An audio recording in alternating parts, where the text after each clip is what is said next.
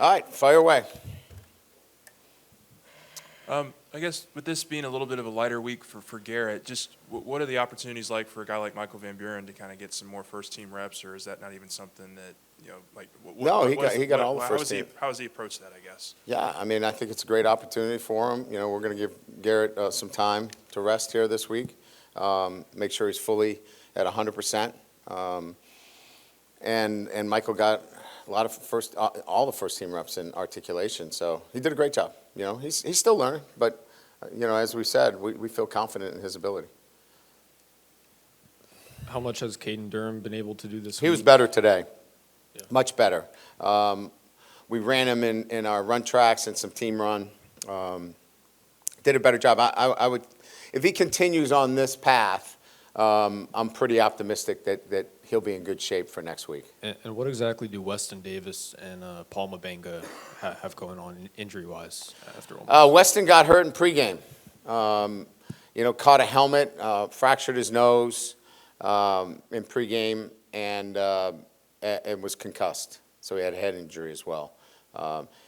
He's moving forward.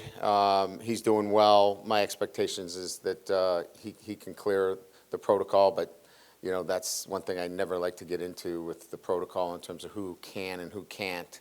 But he's moving in the right direction from that. Paul's got a high ankle sprain. So some respond better than others. He's an offensive lineman, as you know. Braylon had one as well. So we're going to play it day by day. Hey, you had said that you didn't like the game plan last week. Well, listen, context. Okay. I didn't like parts of the game plan because, for me, we have to be able to have answers for drop 8, and we did. We had answers, but we needed to do more of it. And at 86% 3 down, drop 8, you got to have some other answers. And so that's what I didn't like about the game plan, is that we needed more answers. During the game? Yes. Right. Yeah. Gotcha. Kind of going off of Weston's situation, Carius Newton, I think you said 22 minutes before that he was going to start. Just as you've gone back and looked at the film, what did you think about the job that Carius did and his opportunities going forward? He reminded me of Emory Jones as a true freshman. And if you remember, Emory technically was not very sound, but he was fighting for dear life and was really active, had a lot of hustle errors, but he's hustling and playing physical. It's just, it's hard to be a technician at this point. So we're going to take what we can get from him, and that's, hard play, physical play, can move some people.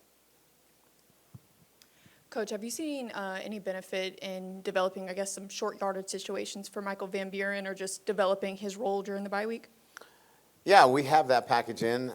We have short yardage runs for quarterbacks. It's just, I'm not going to take Garrett Nussmeier out of the game to run short yardage. So we've predicated all that on, the type of formations that we run in short yardage, and we gear it towards our quarterback. If he's not our quarterback, we have some different answers if it's Michael.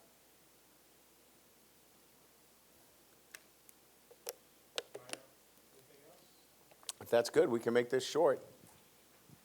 What is your main goal that you want to accomplish with your team during this open date? Well, it's like anybody's goal. You want a little bit of recovery. You want guys to, focus on their academics, catch up in the classroom. And then let's go to work on the things that we need to be better at. And our biggest thing is the details.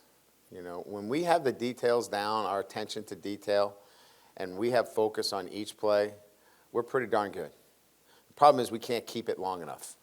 We get distracted, and that's what we're working on this week. Not to belabor the point on Nuss, but did he aggravate that ab strain at any point before or during the game against Ole Miss? No. No.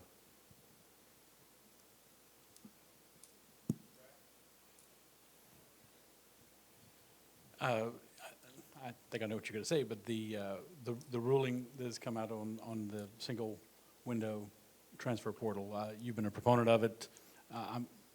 don't want to put words in your mouth, but I take it you're probably pleased with, are you pleased with all the elements of it, of what you've seen? Yeah, Scott, here's what I would tell you, and this is the honest truth.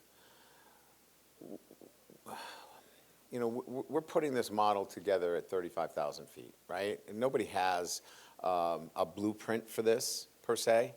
So what we were looking for is progress. And the progress is we got it down to one window. Will it always stay there? I don't know. But it just made sense that 100 another 20 teams or so, right, would not be affected because they're not in the playoffs, or, you know, they don't have to worry about, you know, that date. And the top, you know, 10 programs in the country have to do a lot of juggling. So this was to try to make some progress. We made the progress with the one window. Now we can set our rosters. And the guys that are here can't be opting out after spring ball saying that they didn't get enough playing time, right? So we've got that, which helps us in this model. I think there's still room for more progress, but this was the important piece, is to get to the one window. And although not perfect, I think it meets what we need at this step. Good. All right. Thank you.